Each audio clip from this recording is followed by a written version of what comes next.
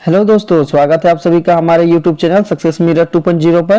तो दोस्तों, आज हम पढ़ेंगे एसएससी जीडी के मोस्ट 2020 वीवीआई क्वेश्चन, साथ ही प्रत्येक क्वेश्चन से रिलेटेड फैक्ट के बारे में भी। तो बिल्कुल भी स्किप ना करें और हमारे साथ लास्ट तक बने रहें। और अगर आप हमारे चैनल पर नए हो तो प्लीज सब्सक्राइब कर बेल आइकन को दबा लें, ताकि हमारे आने वाली लेटेस्ट वीडियो आप तक सबसे पहले पहुंच सके। तो चलिए स्टार्ट करते हैं।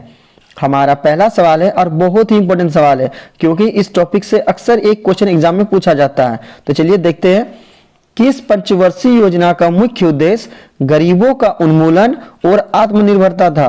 तो किस पंचवर्षीय योजना का मुख्य उद्देश्य गरीबों का उन्मूलन और आत्मनिर्भरता था? तो इस क्वेश्चन का राइट आंसर हो जाएगा ऑप्शन नंबर सी, पांचवी पंचवर्षीय योजना।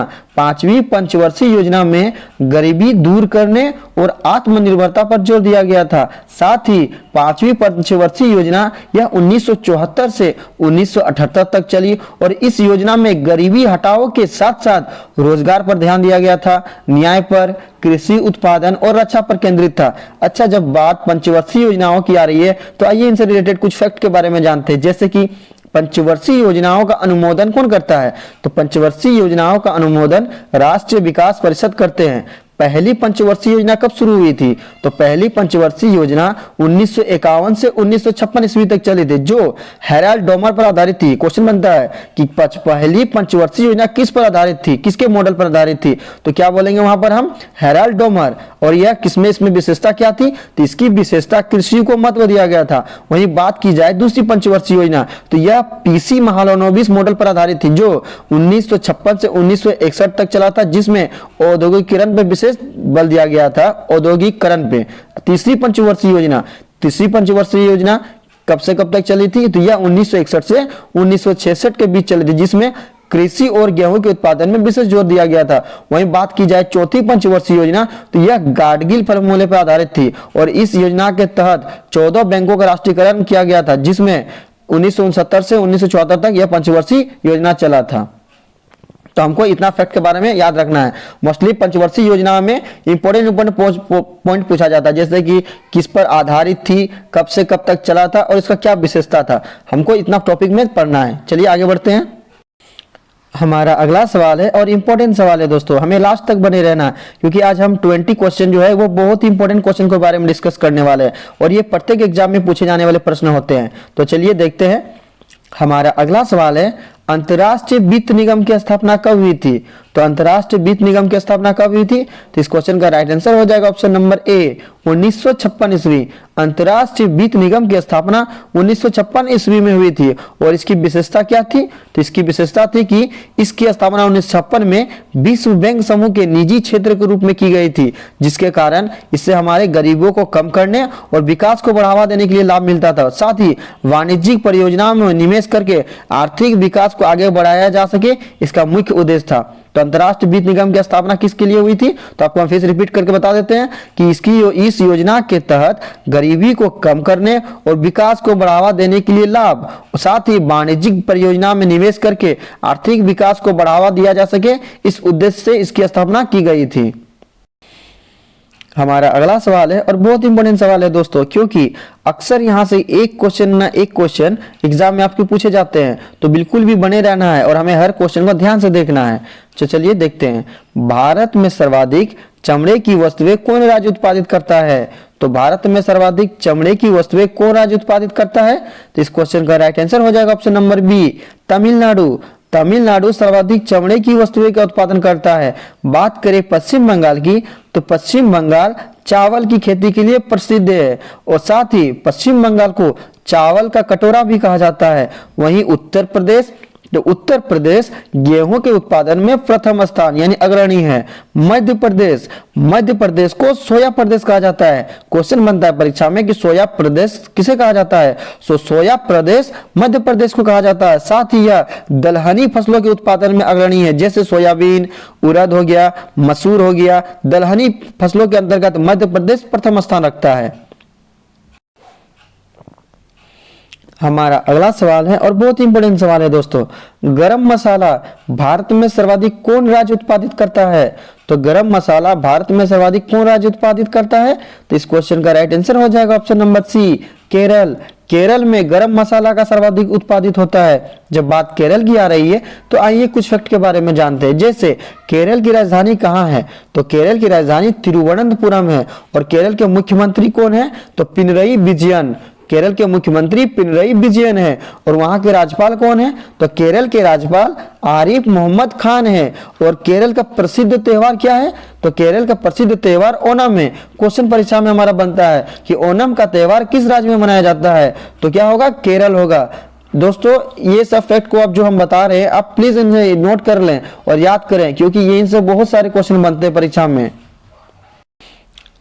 हमारा अगला सवाल है और बहुत इंपॉर्टेंट सवाल है दोस्तों, महासागरों में सूर्य की किरणें अधिकतम कितने मीटर की गहराई तक जा सकती है। तो महासागरों में सूर्य की किरणें कितने अधिकतम मीटर की गहराई तक जा सकती है, तो इस क्वेश्चन का राइट आंसर हो जाएगा option number D, 183 metre. 183 metre की गहराई तक सूर्य की किरणें महासागरों में जा सकती है। जब बात महासागर की आ रही है तो आइए इसके कुछ फैक्ट के बारे में जानते हैं। जैसे विश्व में महासागरों की संख्या कितनी है, तो दुनिया में 5 महासागरों को बताए जाते हैं, जिसमें से प्रशांत महासागर, हिंद महासागर, अटलांटिक महासागर, आर्कटिक महासागर और अंटार्कटिक महासागर है। जिसमें सबसे बड़ा महासागर की अगर पूछा जाए कि सबसे बड़ा महासागर विश्व में कौन सा है, तो क्या हो जाएगा, प्रशांत महासागर। और सबसे छोटा महासागर पूछा जाए तो क्या हो जाएगा, आर्कटिक महासागर। हमारा अगला सवाल है और हमारा अगला सवाल बहुत इंपॉर्टेंट सवाल है दोस्तों, क्योंकि इस टॉपिक से अक्सर एक क्वेश्चन बनता है। तो चलिए देखते हैं, संसद के संयुक्त प्रवर समिति में कितने सदस्य होते हैं। तो प्रवर समिति में कितने सदस्य होते हैं संसद के, तो इस क्वेश्चन का राइट आंसर हो जाएगा ऑप्शन नंबर डी, 45 सदस्य। 45 सदस्य संयुक्त प्रवर समिति में होते हैं, जिसमें लोकसभा में 30 सदस्य तथा राज्यसभा से 15 सदस्य होते हैं।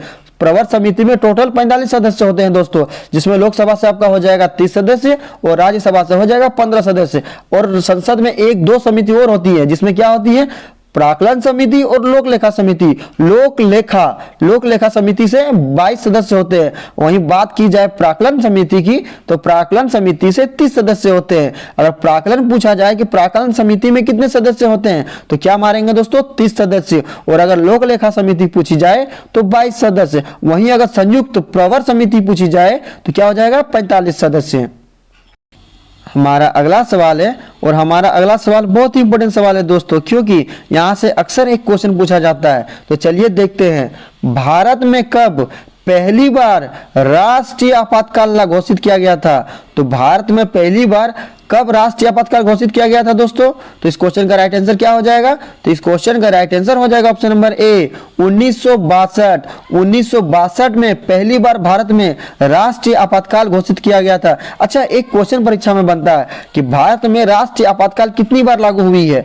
तो भारत में अब तक कुल 3 बार आपातकाल लागू हो चुका है, जिसमें से पहला आपका 1962 हो जाएगा, दूसरा आपका 1971 हो जाएगा और तीसरा आपका 1975 हो जाएगा। अच्छा, राष्ट्रीय आपातकाल किस अनुच्छेद के तहत लगता है, तो राष्ट्रीय आपातकाल अनुच्छेद 352 के तहत लगता है। कितना के तहत लगता है, अनुच्छेद 352 के तहत। अच्छा, एक पॉइंट और भी पूछा जाता है परीक्षा में कि वित्तीय आपातकाल कितने अनुच्छेद के तहत लागू होता है, तो वित्तीय आपातकाल अनुच्छेद 360 के तहत लागू होता है, जो अब तक भारत में लागू नहीं हुई है। इतना पॉइंट हमें याद रखना है दोस्तों। हमारा अगला सवाल है और हमारा अगला सवाल बहुत इंपॉर्टेंट सवाल है दोस्तों, क्योंकि नहर परियोजनाओं से हमेशा एक क्वेश्चन परीक्षा में आता है। तो चलिए देखते हैं, नर्मदा नहर परियोजना किस राज्य से संबंधित है। तो नर्मदा नहर परियोजना किस राज्य से संबंधित है दोस्तों, तो इस क्वेश्चन का राइट आंसर हो जाएगा option number C, Rajasthan. Narmada नहर परियोजना का संबंध राजस्थान से है। अच्छा, नर्मदा नहर परियोजना का मुख्य उद्देश्य क्या था, तो नर्मदा नहर परियोजना का मुख्य उद्देश्य राजस्थान में स्प्रिंकलर सिंचाई प्रणाली को अनिवार्य बनाना था। और इस परियोजना का उद्देश्य किस किस राज्य में बनाया जाता है, तो इस परियोजना का उद्देश्य गुजरात, राजस्थान, महाराष्ट्र और मध्य प्रदेश में। अच्छा, नर्मदा नहर परियोजना किस नदी पर बना है, एक क्वेश्चन आता है हमेशा कि नर्मदा नहर परियोजना किस नदी पर बना है, तो नर्मदा नहर परियोजना सरदार सरोवर बांध पर बना है। और नर्मदा बचाओ आंदोलन से कौन संबंधित है, ये भी एक क्वेश्चन आ गया, तो दिमाग में फट से तुरंत आना चाहिए क्वेश्चन दोस्तों कि नर्मदा बचाओ आंदोलन से कौन संबंधित है। तो हमारा राइट आंसर क्या हो जाएगा, मेधा पाटेकर। मेधा पाटेकर नर्मदा बचाओ आंदोलन से संबंधित है। इन सब फैक्ट को बारे में आपको जानकारी रखना है दोस्तों। हमारा अगला सवाल है और बहुत इंपॉर्टेंट सवाल है, किसने खोज की मलेरिया मच्छर द्वारा संचारित होता है? तो मलेरिया मच्छर द्वारा संचारित होता है, इसकी खोज किसने की? तो इस क्वेश्चन का राइट आंसर क्या हो जाएगा दोस्तों? तो इस क्वेश्चन का राइट आंसर हो जाएगा option number A, Ronald Ross. Ronald Ross ने मलेरिया मच्छर द्वारा संचारित होता है इसकी खोज की। अच्छा, लेवरन ने किसकी खोज की? तो लेवरन ने प्लाज्मोडियम की। मलेरिया में जो प्लाज्मोडियम पाया जाता है उसकी खोज लेवरन ने की थी। तो क्वेश्चन हमारा बनता है, तो प्लाज्मोडियम की खोज किसने की थी? तो प्लाज्मोडियम की खोज लेवरन ने खोज की थी दोस्तों। हमारा अगला सवाल है, डिओडेनम शरीर के किसका एक भाग है? तो डिओडेनम शरीर में किसका एक भाग है दोस्तों? तो इस क्वेश्चन का राइट आंसर हो जाएगा ऑप्शन नंबर बी, छोटी आंत। डिओडेनम छोटी आंत का एक हिस्सा है। बात छोटी आंत की हो रही है तो आइए इनसे कुछ फैक्ट के बारे में जानते हैं। जैसे छोटी आंत की लंबाई कितनी होती है? तो छोटी आंत की लंबाई 5 से 6 मीटर लंबी और पतली होती है। अच्छा, पचे हुए भोजन का अवशोषण कहाँ होता है? ये क्वेश्चन बनता है साइंस में, ये क्वेश्चन अक्सर पूछा जाता है कि पचे हुए भोजन का अवशोषण कहाँ होता है? तो पचे हुए भोजन का अवशोषण छोटी आंत में होता है। तो ये फैक्ट के बारे में भी हमको जानकारी रखना है दोस्तों। हमारा अगला सवाल है और हमारा अगला सवाल बहुत ही इंपॉर्टेंट सवाल है दोस्तों, क्योंकि एग्जाम में हमेशा लेंस और दर्पण से एक क्वेश्चन देता है दोस्तों, तो इस टॉपिक को भी हमें अच्छे से देखना है। तो चलिए आगे बढ़ते हैं। एक मोटर वाहन का पीछे की चीज दिखलाने वाला दर्पण कैसा होता है? यानी क्वेश्चन हमारा कहना चाह रहा है कि वाहनों में साइड मिरर के रूप में किस दर्पण का उपयोग किया जाता है? जो आप बाइक चलाते हैं या 4 पहिया बाइक या कोई भी गाड़ी हो जिसमें से देखते नहीं है कि साइड में एक आईना होता है, वो आईना किस दर्पण का बना होता है? तो वो आईना हमारा उत्तल दर्पण का बना होता है, क्योंकि उत्तल दर्पण में हमेशा छोटा, सीधा एवं आभासी प्रतिबिंब बनता है दोस्तों। उत्तल दर्पण में अगर पूछा जाए कि आपका प्रतिबिंब कैसे बनता है, तो उत्तल दर्पण में छोटा, सीधा एवं आभासी प्रतिबिंब बनता है। वहीं अवतल दर्पण अगर पूछा जाए तो अवतल दर्पण में हमेशा वास्तविक प्रतिबिंब बनता है दोस्तों। अवतल दर्पण में हमेशा वास्तविक प्रतिबिंब बनता है। और अच्छा, अवतल दर्पण का उपयोग कहाँ होता है? ये क्वेश्चन पूछा जाता है, अवतल दर्पण का उपयोग कहाँ होता है? तो अवतल दर्पण का उपयोग नाक, कान, गला का डॉक्टर इसका उपयोग करते हैं दोस्तों। समतल दर्पण, तो समतल दर्पण का उपयोग कहाँ होता है दोस्तों? तो समतल दर्पण हमेशा कौन सा प्रतिबिंब बनाता है? आभासी प्रतिबिंब बनाता है। और समतल दर्पण का उपयोग हम लोग अपना प्रतिबिंब देखने में करते हैं। हमारा अगला सवाल है, निम्नलिखित में से कौन सा पौधा फल नहीं देता है परंतु बीज पैदा करता है? तो ऐसा कौन सा पौधा है जो फल नहीं देता है परंतु बीज पैदा करता है? तो इस क्वेश्चन का राइट आंसर हो जाएगा ऑप्शन नंबर ए, साइकस। साइकस का पौधा फल नहीं देता है परंतु बीज देता है। हमारा अगला सवाल है और हमारा अगला सवाल बहुत इंपॉर्टेंट सवाल है दोस्तों, तो बिल्कुल भी स्किप नहीं करना है और हमें लास्ट तक बने रहना है दोस्तों, क्योंकि प्रत्येक क्वेश्चन के रिलेटेड फैक्ट बहुत इंपॉर्टेंट है दोस्तों। तो चलिए आगे बढ़ते हैं। सूर्य के प्रसिद्ध मार्तंड मंदिर का निर्माण किसने कराया था? तो सूर्य के प्रसिद्ध मार्तंड मंदिर का निर्माण किसने कराया था दोस्तों? तो इस क्वेश्चन का राइट आंसर हो जाएगा option number C, Lalitaditya Muktapida. Lalitaditya Muktapida कौन थे दोस्तों? तो यह 8वीं शताब्दी ईस्वी में कारकोट राजवंश के तहत कश्मीर के तीसरे महाराज थे, जिन्होंने सूर्य के प्रसिद्ध मार्तंड मंदिर का निर्माण कराया था। हमारा अगला सवाल है और हमारा अगला सवाल बहुत इंपॉर्टेंट सवाल है दोस्तों, क्योंकि एग्जाम में हमेशा स्पोर्ट्स से रिलेटिव एक क्वेश्चन पूछा जाता है दोस्तों। एग्जाम में हमेशा स्पोर्ट्स से एक क्वेश्चन पूछा जाता है। तो चलिए देखते हैं, डीसीएम कप किस खेल से संबंधित है?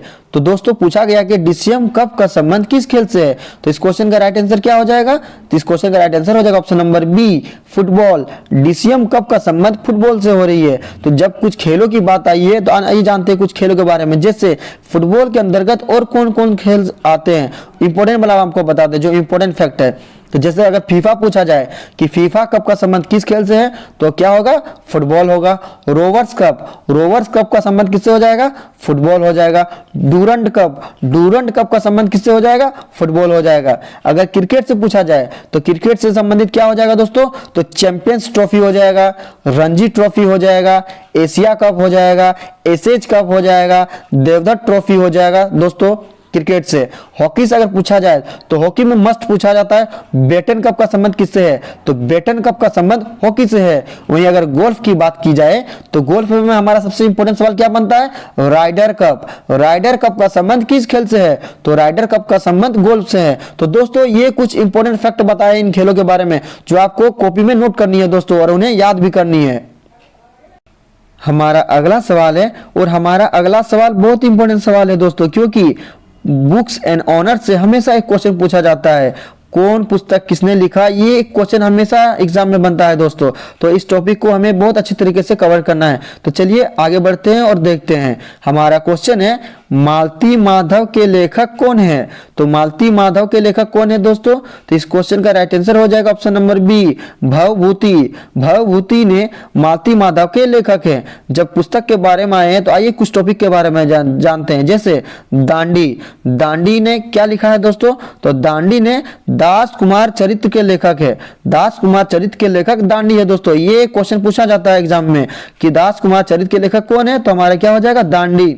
बात की जाए बाण भट्ट की, तो बाण भट्ट ने सबसे फेमस पुस्तक हर्षचरित, पूछा जाता है कि हर्षचरित के लेखक कौन है, तो हर्षचरित के लेखक बाण भट्ट है दोस्तों। ये क्वेश्चन एग्जाम में हो या सेट हो हमेशा क्वेश्चन पूछा जाता है कि हर्षचरित के लेखक कौन है, बाण भट्ट है।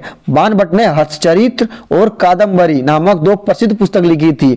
बात की जाए कालिदास की, तो कालिदास की 3 महत्वपूर्ण बहुत ही बुक्स है दोस्तों जिसको हम बताते हैं। जैसे कि मेघदूत के रचयिता, मेघदूत के रचयिता कौन है, कालिदास हो जाएगा।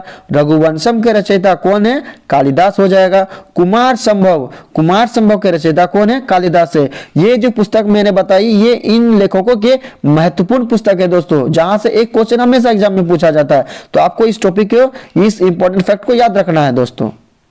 हमारा अगला सवाल है, और हमारा अगला सवाल बहुत इंपॉर्टेंट सवाल है दोस्तों, क्योंकि हमने पिछले क्लास में आपको बताया था कि हमेशा एग्जाम में एक गवर्नर जनरल से रिलेटिव क्वेश्चन पूछा जाता है दोस्तों। तो इस टॉपिक को हमें बहुत ही अच्छी तरीके से पढ़ना है दोस्तों। तो चलिए आगे बढ़ते हैं। हमारा सवाल है शिमला भारत की ग्रीष्मकालीन राजधानी किस गवर्नर जनरल के शासनकाल में बनी, तो शिमला भारत की ग्रीष्मकालीन राजधानी किस गवर्नर जनरल के शासनकाल में बनी दोस्तों, तो इस क्वेश्चन का राइट आंसर हो जाएगा option number B, Lord Dalhousie. Lord Dalhousie के कार्यकाल में शिमला भारत की ग्रीष्मकालीन राजधानी बनी। साथ ही लॉर्ड डलहौजी के कार्यकाल में एक महत्वपूर्ण घटना और भी घटी थी दोस्तों, तो आपको बताते हैं। इनके कार्यकाल में प्रथम बार रेल परिवहन की शुरुआत हुई थी दोस्तों। लॉर्ड डलहौजी के कार्यकाल में ही दोस्तों पहली बार रेल परिवहन सन 1853 ईस्वी में चली थी, जो मुंबई से थाने 34 किलोमीटर चली थी दोस्तों। और लॉर्ड डलहौजी ने एक और महत्वपूर्ण कार्य किया था, राज्य हड़प नीति, फूट डालो राज करो का नारा भी लॉर्ड डलहौजी ने दिया था। डॉक्ट्रिन ऑफ लैप्स का भी कार्य कौन किया था, लॉर्ड डलहौजी ने किया था दोस्तों। तो राज हड़प नीति किसने अपनाई थी, लॉर्ड डलहौजी ने। ये क्वेश्चन हमेशा एग्जाम में पूछा जाता है दोस्तों। अब आते हैं Lord Wellesley.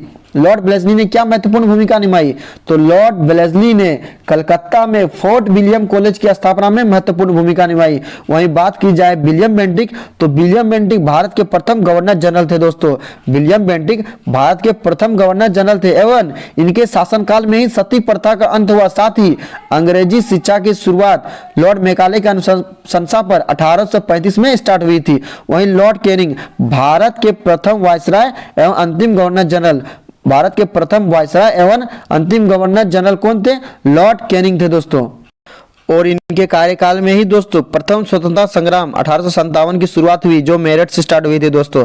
Lord Canning Bharat के प्रथम वायसराय एवं अंतिम गवर्नर जनरल थे दोस्तों। और इनके कार्यकाल की महत्वपूर्ण घटना क्या थी, भारत का स्वतंत्रता संग्राम। भारत का स्वतंत्रता संग्राम शुरू हुआ था 1857 में मेरठ से, वो लॉर्ड कैनिंग के कार्यकाल से स्टार्ट हुआ था दोस्तों। इन सभी फैक्ट को आपको अच्छे से कॉपी में लिखना है दोस्तों और याद करना है दोस्तों, क्योंकि इनसे रिलेटिव एक क्वेश्चन हमेशा एग्जाम में बनता है। तो चलिए आगे बढ़ते हैं। हमारा अगला सवाल है और बहुत ही इंपॉर्टेंट सवाल है दोस्तों।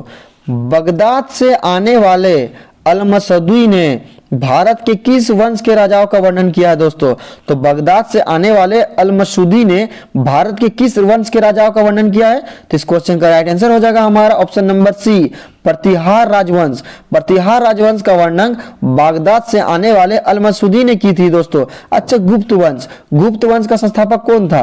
तो गुप्त वंश का संस्थापक श्रीगुप्त थे। राष्ट्रकूट वंश का संस्थापक कौन था?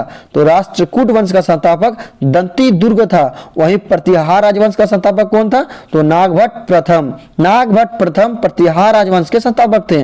पाल वंश का संस्थापक कौन था? तो पाल वंश का संस्थापक गोपाल थे।